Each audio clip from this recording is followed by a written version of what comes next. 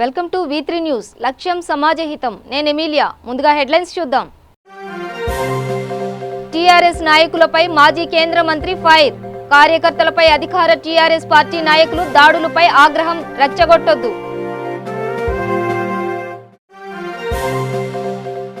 రంగారెడ్డి జిల్లా మణికొండలో విషాదం. క్యాండెట్ కాలువలో పడి 5 ఏళ్ల బాలుడు మృతి. పాపం పసివాడు.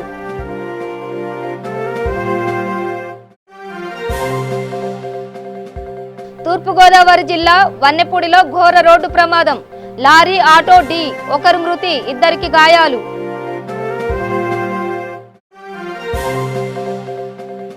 వైద్యుల నిర్లక్ష్యంతో 5 రోజుల బాలుడు మృతి. ఆసుపత్రి ముందు ఆందోళనకు దిగిన బాధిత కుటుంబ సభ్యులు. ఇక డీటెయిల్స్ చూస్తే టీఆర్ఎస్ అధినేత తెలంగాణ సీఎం కేసీఆర్ కేరళ, తమిళనాడు రాష్ట్రాల్లో పర్యటనను ముగించుకుని హైదరాబాద్ చేరుకున్నారు. గత 4 రోజులుగా కుటుంబ సభ్యులతో కలిసి కేరళ, తమిళనాడు రాష్ట్రాల్లో కేసీఆర్ పర్యటించారు. కేరళ పర్యటనలో భాగంగా అనంత పద్మనాభ స్వామిని దర్శించుకుని అనంతరం ఆ రాష్ట్ర ముఖ్యమంత్రి పినరయి విజయన్తో కేసీఆర్ సమావేశమయ్యారు. గురువారం నాడు రామేశ్వరంలో పర్యటించిన కేసీఆర్ ఇవాళ మధురైలో మీనాక్షి ఆలయంలో కుటుంబ సభ్యులతో కలిసి ప్రత్యేక పూజలు నిర్వహించారు. అక్కడి నుంచి నేరుగా ప్రత్యేక విమానంలో బయలుదేరి రాత్రికి కేసీఆర్ కుటుంబ సభ్యులు హైదరాబాద్కు చేరుకున్నారు.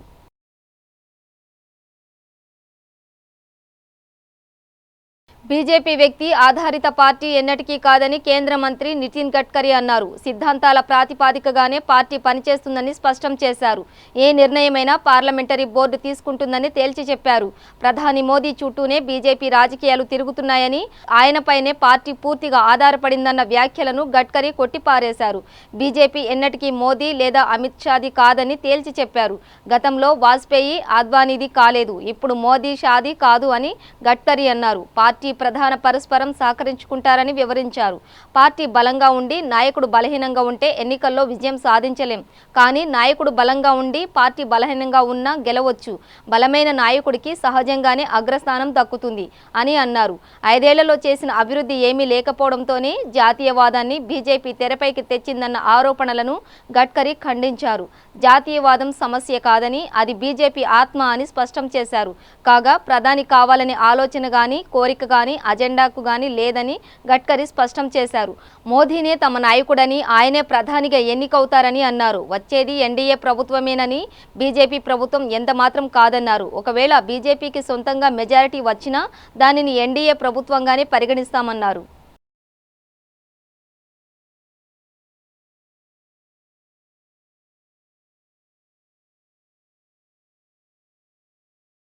ప్రతిపక్ష నాయకుల్ని ప్రసన్నం చేసుకునేందుకు రాష్ట్ర సచివాలయం హెచ్ఓడీల్లో కొంతమంది ఫైళ్ల తస్కరణకు పాల్పడుతున్నారు. దానికి ఉన్నతాధికారులే ఊతమిస్తున్నారా అన్న అనుమానాలు బలంగా రేగుతున్నాయి. ప్రభుత్వానికి అత్యంత విలువైన కీలక నోట్ ఫైళ్లను తరలిస్తుంటే ప్రభుత్వ ప్రధాన కార్యదర్శి, సీఈఓ నిద్రపోతున్నారా? ఎన్నికల కోడ్ గురించి గొంతు చించుకునే సీఎస్, ఈసీ ఫైళ్ల తరలింపుపై ఎందుకు స్పందించడం లేదు? ప్రైవేట్ వ్యక్తులు పెన్ డ్రైవుల్లో ప్రభుత్వ సమాచారం తరలించుకుపోతుంటే చోద్యం చూస్తున్నారా అంటూ ఏపీ బ్రాహ్మణ కార్పొరేషన్ చైర్మన్ వేమూరి ఆనంద్ సూర్య ప్రశ్నించారు. శుక్రవారం ఉండవల్లిలోని ప్రజావేదిక వద్ద మీడియాతో ఆయన మాట్లాడారు. ఇప్పటికైనా ఈసీ, సీఎస్ కళ్లు తెరిచి వాస్తవాలను గ్రహించకపోతే రానున్న రోజుల్లో తగిన మూల్యం చెల్లించాల్సి వస్తుంది అని ఆనంద్ సూర్య హెచ్చరించారు.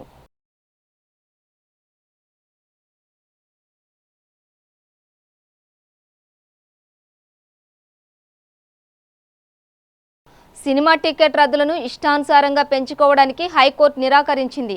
ప్రేక్షకులకు హక్కులు ఉంటాయని, రోజుకో ధర చొప్పున పెంచుకోవడానికి వీల్లేదని వ్యాఖ్యానించింది.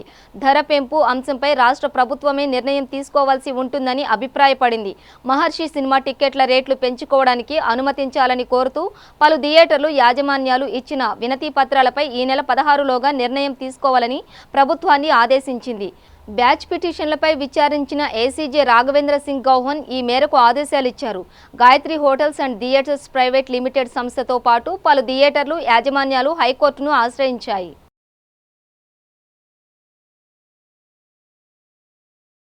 ఖమ్మం నియోజకవర్గంలోని రఘునాథపాలెం మండలం వేపుకుంట్ల గ్రామంలో అధికార టీఆర్ఎస్ పార్టీ నాయకుల దాడిలో గాయపడి ఖమ్మం ప్రభుత్వ ఆసుపత్రిలో చికిత్స పొందుతున్న కాంగ్రెస్ కార్యకర్తలను మాజీ కేంద్ర మంత్రి రేణుకా చౌదరి పరామర్శించారు. కాంగ్రెస్ కార్యకర్తలపై దాడులు చేస్తే ఊరుకునేది లేదని, దాడి సమయంలో మీరు చేసిన అరాచకాలు మా దగ్గర ఆధారాలు ఉన్నాయని, వాటి ద్వారా చట్టపరంగా మీ సంగతి తేలుస్తామని హెచ్చరించారు. ఎవరెన్ని కుట్రలు దాడులు చేసినా ప్రజల మద్దతు కాంగ్రెస్కే ఉంటుందని రేణుకా చౌదరి ధీమా వ్యక్తం చేశారు.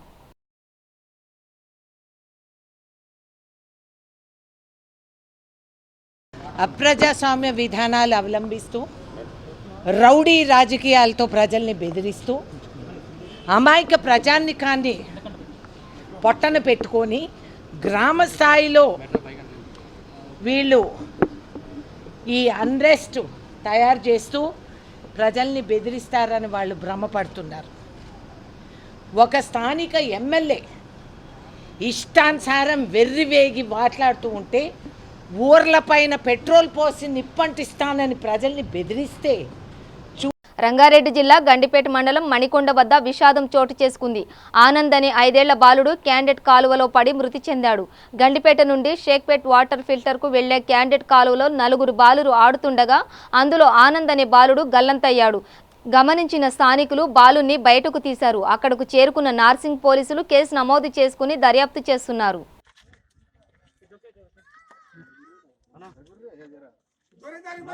अरे बाबा अगर जरूर पक्का जरूर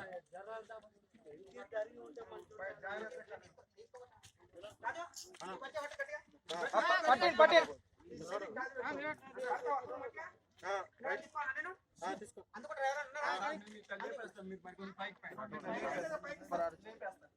నాగర్ కర్నూలు జిల్లా కేంద్రంలోని ప్రగతి ప్రైవేట్ నర్సింగ్ హోం ముందు ఆందోళన నెలకొంది.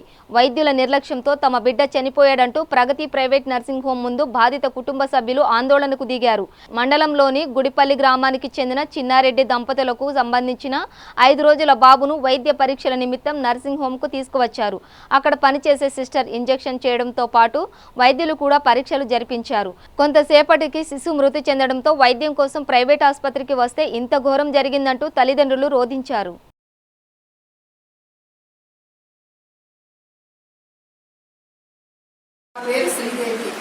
బాబుకు ఇంజెక్షన్ ఇచ్చినాక మేము పాలు ఇవ్వలేదు. మా బాబు యాక్టివ్గా ఉన్నాడు, మంచిగా ఉన్నాడు. అసలు ఉదయం 7 గంటల వరకు కూడా మా బాబు మంచిగా ఉన్నాడు. ఉదయం 7 గంటల వరకు కూడా మంచిగా ఉన్నాడు. ఒక్క నిమిషం నేను ఇక్కడికి వచ్చేసరికి క్షణం కూడా పట్టదు. రెప్పలు కొట్టినంత సేపట్లో మా బాబుని ఇంజెక్షన్ సిస్టర్ చేసింది. సిస్టర్ ఎక్కడ కాదు, ఎక్కడ పోయి చెప్పమని చెప్తే చేసిందే సిస్టర్. మా బాబును పాదకేంటికి నేను పాలు గుట్ట పెట్టి మొత్తం కూర్చుని ఒళ్ళు కూడా చూస్తుంది. మా బాబు ఒళ్ళు చూసి చక్కగా బాక్స్లో పడుకోబెట్టి వచ్చింది.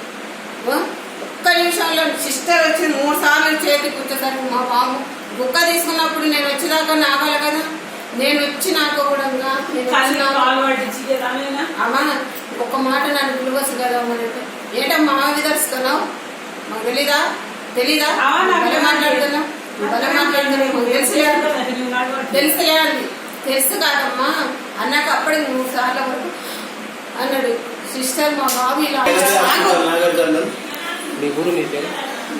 నా పేరు చెన్నారెడ్డి, ఊరు గుడికెళ్ళి నాగర్ కర్నూలు. హాస్పిటల్ తీసుకొచ్చిన డెలివరీ అయింది. 4 days అయింది. మండే డెలివరీ అయింది. మంచిగా అబ్బాయి 3 kgs 3.5 ఉన్నాడు. ఇంత బాగానే కానీ హాస్పిటల్ నెగ్లెక్ట్ చాలా ఉంది. ఇంకోటి హాస్పిటల్ మెయిన్ ఇంపార్టెంట్ జనాలంతా కుక్కలా చేయబడి నార్కల్ హాస్పిటల్ ఏంటంటే ప్రగతి హాస్పిటల్ ఓకే కానీ సిస్టర్లు బాగాలేదు. ఇంకోటి నిర్లక్ష్యం చాలా ఉంది. పంపిస్తామని పంపించేసేయాలి. ఈడ వెళ్తారు, డెలివరీ అవుతుంది, పిల్లల్ని లోపల పడేస్తారు. ఒక సిస్టర్ ఉండరు, ఒకరు ఏముండరు. కోస్తారు లోపలేస్తారు. ఏంది ఇది కోయడం వాళ్ళకి వచ్చా? అందరూ వస్తారు. బర్లను వస్తారు, పిల్లలు వస్తారు. అట్లా వస్తే ఎలా? తూర్పుగోదావరి జిల్లా గొల్లప్రోలు మండలం వన్నెపూడి జంక్షన్ జాతీయ రహదారిపై ఘోర రోడ్డు ప్రమాదం చోటు చేసుకుంది. ఆగి ఉన్న లారీని వెనుక నుంచి వచ్చి ఆటో ఢీకొట్టడంతో ఓ మహిళ అక్కడికక్కడే మృతి చెందగా మరో 2కి తీవ్ర గాయాలయ్యాయి. గాయాలైన వారికి దగ్గరలో ఉన్న ప్రభుత్వ ఆసుపత్రికి తరలించారు.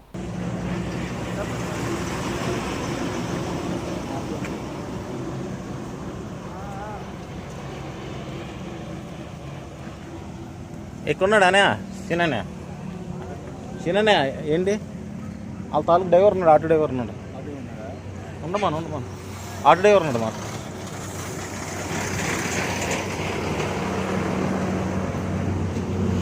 మూఢనమ్మకాలు అభంశుభం తెలియని చిన్నారులకు శాపంగా మారుతున్నాయి.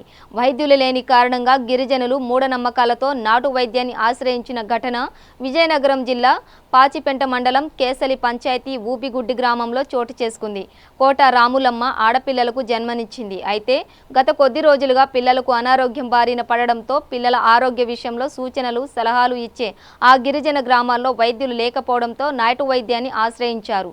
పిల్లల కడుపుపై సూదితో వాతలు పెట్టడంతో అనారోగ్యంతో ఆసుపత్రికి తరలించారు. అయితే గిరిజనుల్లో మూఢనమ్మకాలపై అవగాహన కల్పించాలని వైద్యులు చెబుతున్నారు.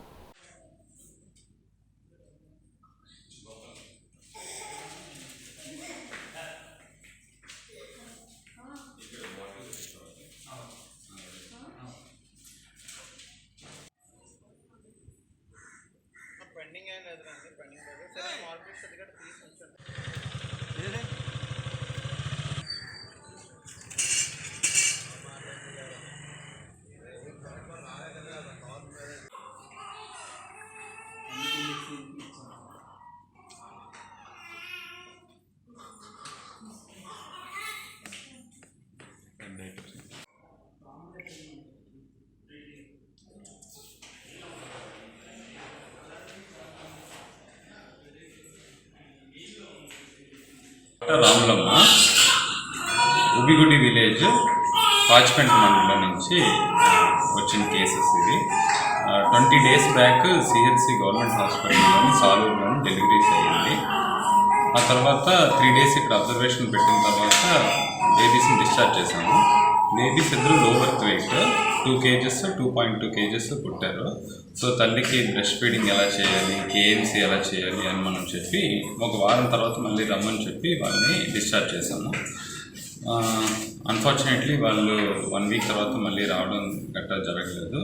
నిన్న మార్నింగ్ తల్లి చనిపోవడం జరిగింది.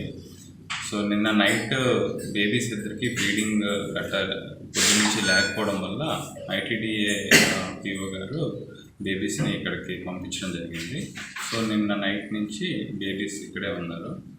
1 week బ్యాక్ బేబీస్కి ఏదో స్కిన్ ఇన్ఫెక్షన్ వచ్చిందని వాళ్ళ ఊర్లో వాళ్ళే పొట్ట మీద వాతలు గట్ట పెట్టడం జరిగింది.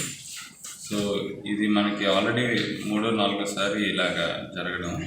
హైదరాబాద్ సోమాజిగూడ ప్రెస్ క్లబ్లో హైకోర్టు న్యాయవాది గోపాలకృష్ణ కళానిధి బలవుతున్న ఫిర్యాదుదారుల అంశంపై మీడియా సమావేశం నిర్వహించారు.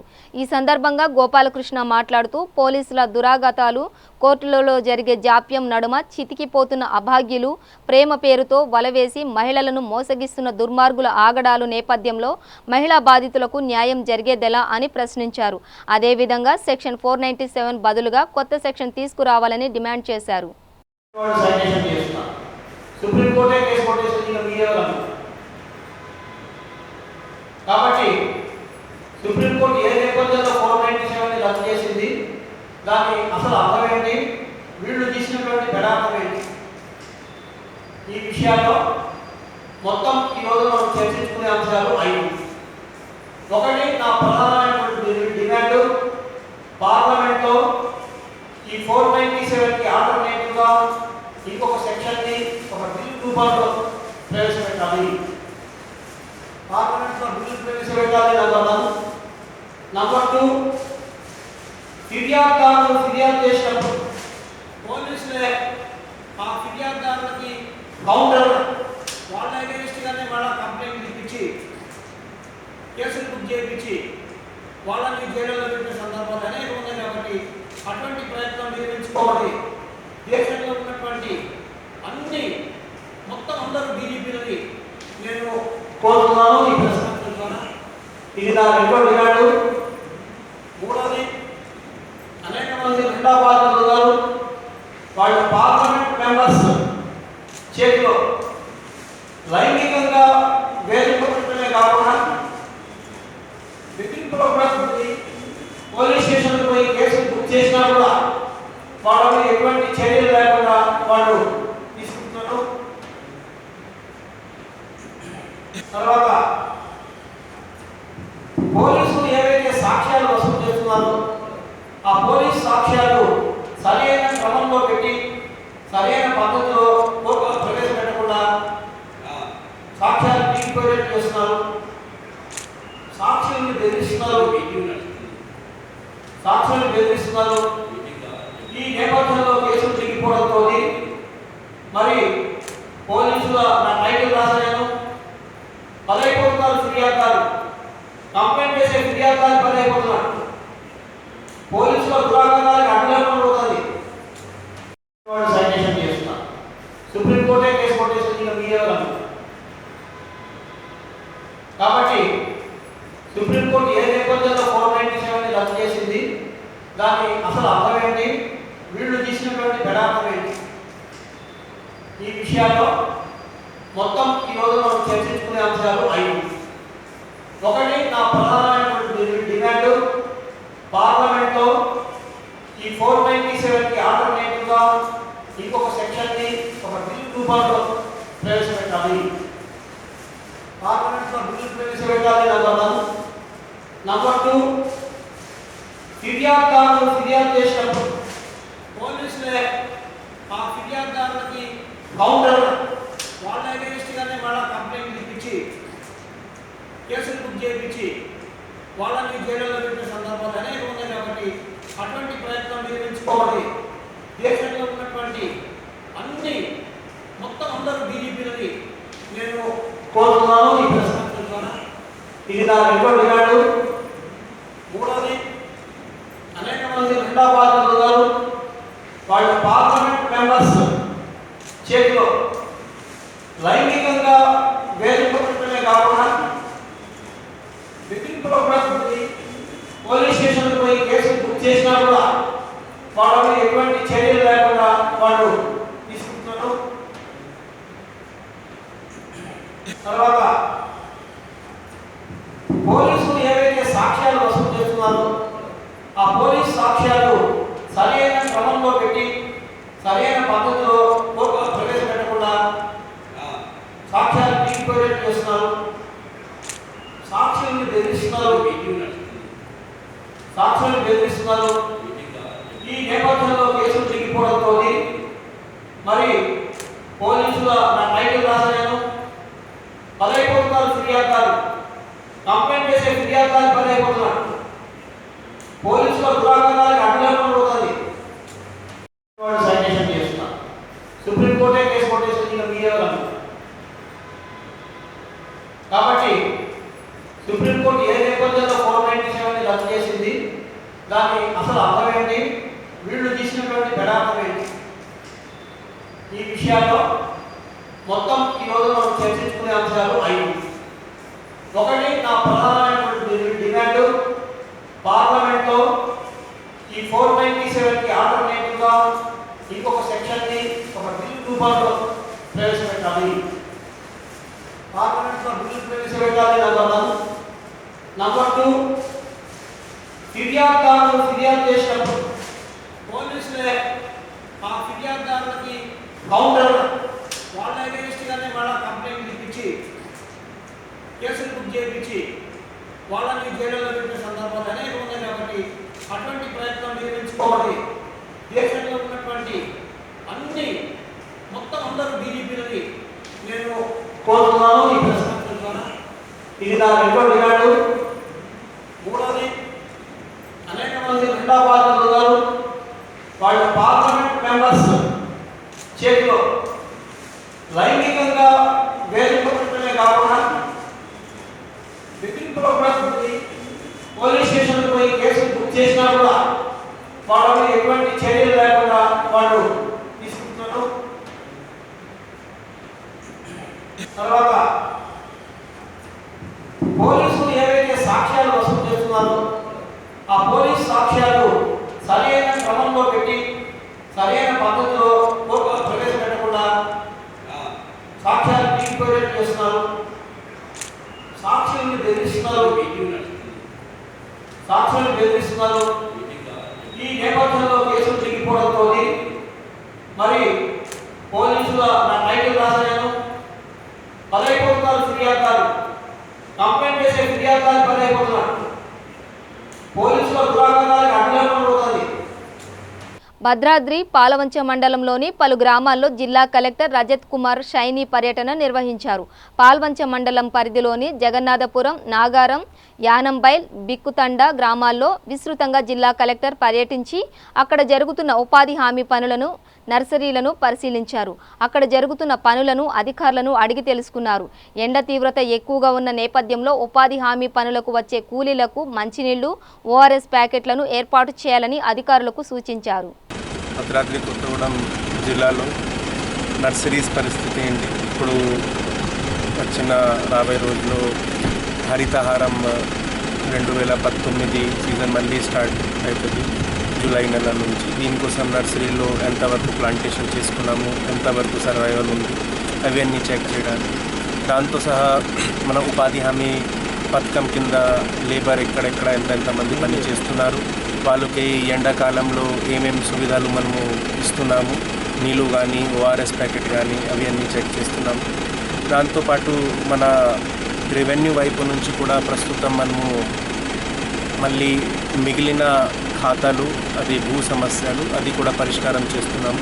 దానికి రివ్యూ కోసం ఇప్పుడు వేరే ఊరికి పోయి ఇన్స్పెక్షన్ చేస్తున్నాము.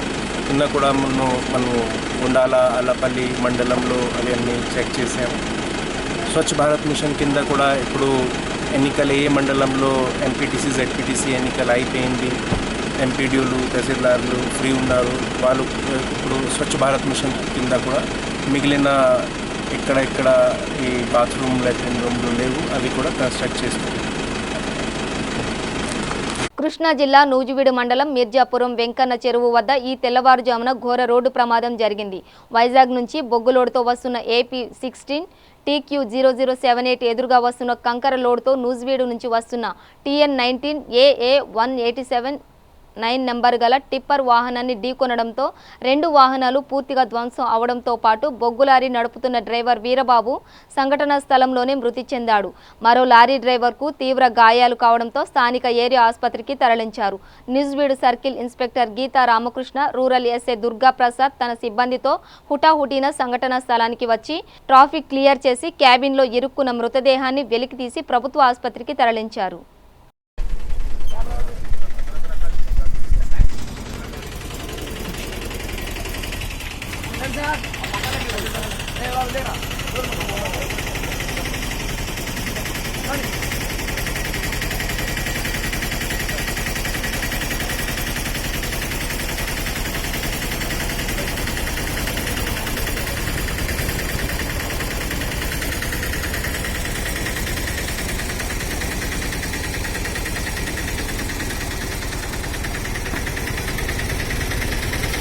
ఈ బండితో పాటు అయినా సార్ వైద్యుడు దైవంతో సమానం. అలాంటి వైద్యుడే ఆసుపత్రికి కరువైతే ప్రజల పరిస్థితి ఏమవుతుంది? అది సరే, బాలింతలకైతే నరకాన్ని చూపిస్తున్నారు ప్రభుత్వ ఆసుపత్రులు. అలాంటిదే విశాఖ జిల్లా నర్సీపట్నం ప్రభుత్వం ఆసుపత్రిలో చోటు చేసుకుంది. ఆసుపత్రిలో డాక్టర్లు లేక బాలింతలు పలు అవస్థలు పడుతున్నారు. చిన్నపిల్లల డాక్టర్ వినోద్ మీద ఫిర్యాదు చేసినా అధికారులు పట్టించుకోకపోవడం లేదని స్థానికులు ఆవేదన వ్యక్తం చేస్తున్నారు. వేసవికాలం ఎండ వేడి ఎక్కువగా ఉండడంతో రోగులు అవస్థలు పడుతున్నారు. ఇప్పటికైనా అధికారులు పట్టించుకొని డాక్టర్పై తగిన చర్యలు తీసుకొని రోగులకు సరైన వైద్యం అందించాలని కోరుతున్నారు.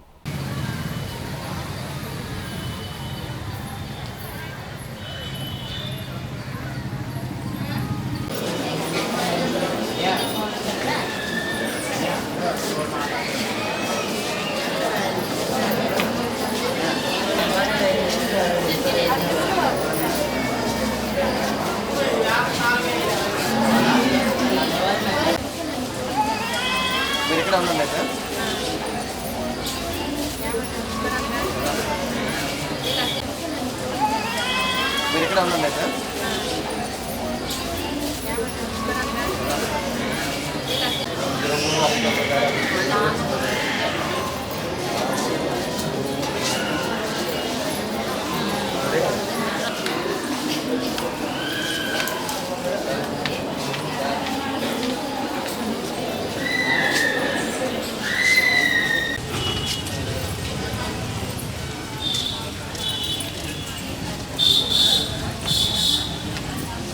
బులెటిన్ ముగించే ముందు హెడ్లైన్స్ మరోసారి.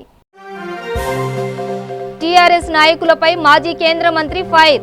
కార్యకర్తలపై అధికార టీఆర్ఎస్ పార్టీ నాయకులు దాడులపై ఆగ్రహం రెచ్చగొట్టొద్దు.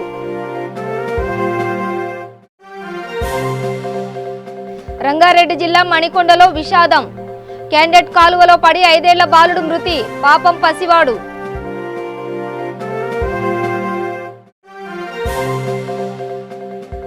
తూర్పుగోదావరి జిల్లా వన్నెపూడిలో ఘోర రోడ్డు ప్రమాదం. లారీ ఆటో ఢీ. ఒకరు మృతి, 2కి గాయాలు.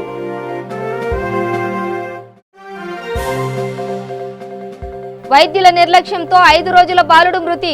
ఆసుపత్రి ముందు ఆందోళనకు దిగిన బాధిత కుటుంబ సభ్యులు. ఇవి బులెటిన్ విశేషాలు. చూస్తూనే ఉండండి V3 న్యూస్. లక్ష్యం సమాజహితం.